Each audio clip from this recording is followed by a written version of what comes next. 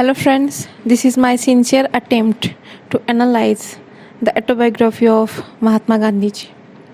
As we know that Mahatma Gandhiji is universally recognized as the symbol of truth and non-violence. He was deeply concerned with the welfare of the unprivileged. Ruskin's maxim of "unto this last" was a source of deep inspiration for him. He was a firm believer in the democratic way of life. He maintained that true democracy could be evolved only through non-violence and spontaneous cooperation. He used to say, "Let hundreds like me perish, but let truth prevail." So he was a firm believer in truth. An Autobiography, or the story of my experiments with truth, is the most influential autobiography in the history of India. Swami Anand and Gandhi's supporters and co-workers insisted Gandhiji to write his autobiography.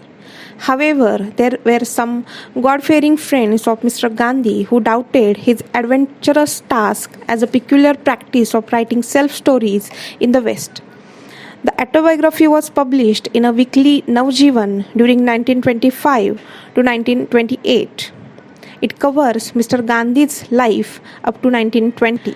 Generally, autobiographies contain self-praise and compliments of the authors.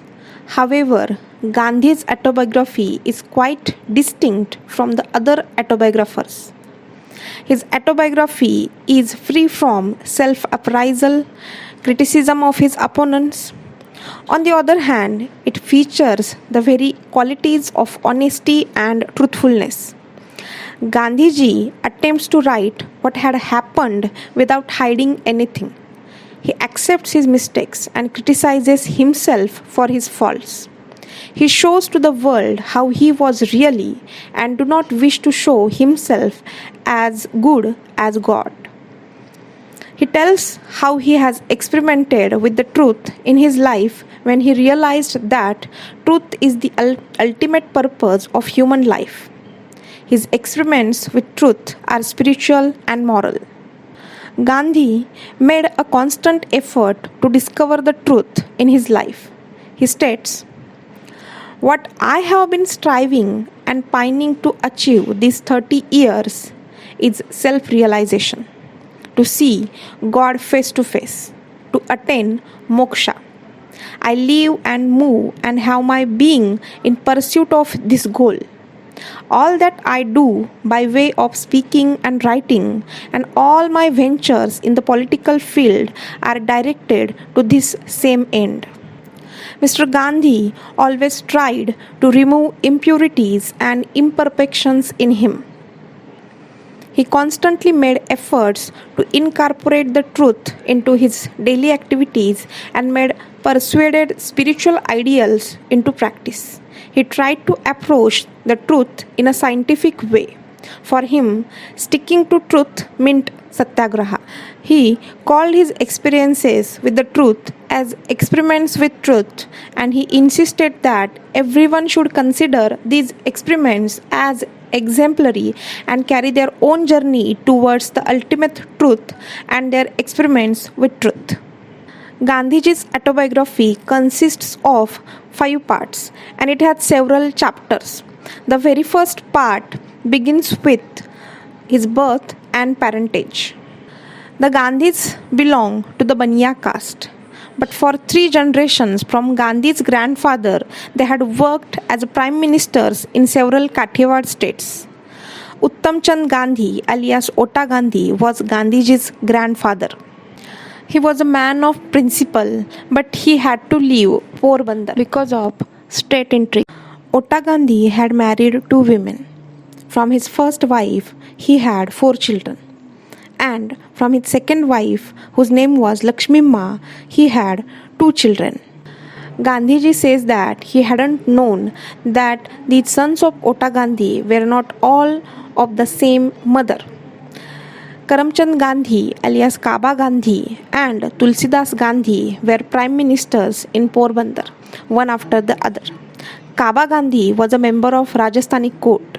It was a very influential body for settling disputes between the chiefs and their fellow clansmen. Karamchand Gandhi was for some time Prime Minister in Rajkot and then in Valkaner also. He was a pensioner of the Rajkot state when he died. He was incorruptible and honest. He had earned a name for strict impartiality in his family as well as outside. Gandhiji tells one incident from his father's life. An assistant political agent spoke insultingly of the Rajkot Thakur Sahib where Karamchand Gandhi worked. Karamchand Gandhi stood up to the insult. The agent was angry and asked Karamchand Gandhi to apologize. This he refused to do and was therefore kept under custody for a few hours. But when the agent saw that Karamchand Gandhi was adamant, he ordered him to be released. Gandhi's father has never accumulated wealth. He had read up to the 5th Gujarati standard but had lots of experiences to deal with intricate questions of the common people in Gujarat. Gandhiji recalls his mother Putlibai also. Putlibai was the 4th wife of Kaba Gandhi. She was younger to him by 25 years. She was deeply religious and superstitious woman, but she had strong willpower. She used to visit the Haveli, a Vaishnav temple, daily, and Mohan Gandhi used to accompany her to the temple. His mother regularly kept difficult vows and never missed Chaturmas fasting, even if she was ill. She was not much educated but was well informed about the practical matters. She had a strong common sense. Ladies at the palace used to value her advice. Gandhi states that I was born at Porbandar, otherwise known as Sudamapuri, on the 2nd October 1869. He also shares his schooling. He reminds his reciting multiplication table. He honestly calls himself as a sluggish and raw student who used to call his teacher by all kinds of names. So this was all about the chapter 1 in part 1. I will be sharing soon the next chapters in my next videos. Keep liking, keep subscribing and supporting my channel.